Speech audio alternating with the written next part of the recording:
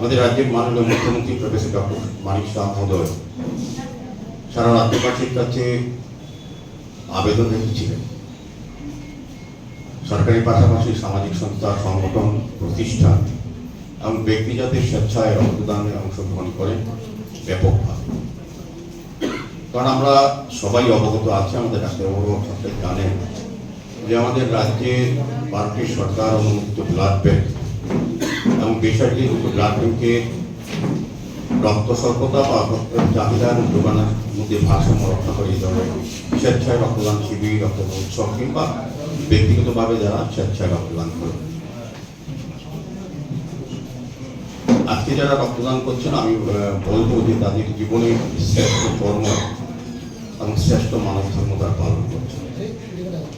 রক্তের কোনো বিকল্প আমরা আজও পৃথিবীতে তৈরি করা যায়, করতে পারি না, জানি না। কিন্তু রক্তের বিকল্প হচ্ছে আজকে যারা আমরা রক্ত দিচ্ছি তাদের মানবতা, তাদের মানসিকতা এবং পরের দিন করার যে চিন্তা ভাবনা সেটা হচ্ছে রক্তের বিকল্প।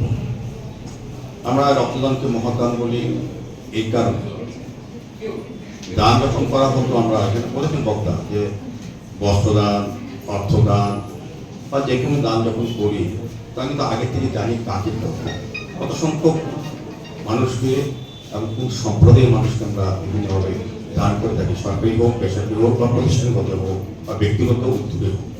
কিন্তু রক্তদান কিন্তু আজকে যারা রক্ত দিচ্ছেন তাদের রক্তকে গ্রহণ করবে তারা কিন্তু তারা জানেন তা অজানা নিজস্ব ভগবান প্রদত্ত সম্পদকে দিচ্ছে। অর্থ একটা লিমিটেশন থাকে বা বস্ত্র আপনি একজন বা দুজনকে বেশি দিতে পারে, সেটা একটা সীমা থাকে। ওই ব্যক্তি পরবর্তী সময় আরেকজন থেকে বস্ত্র নিয়ে বাঁচতে পারে, সাহায্য নিয়ে চলতে পারে।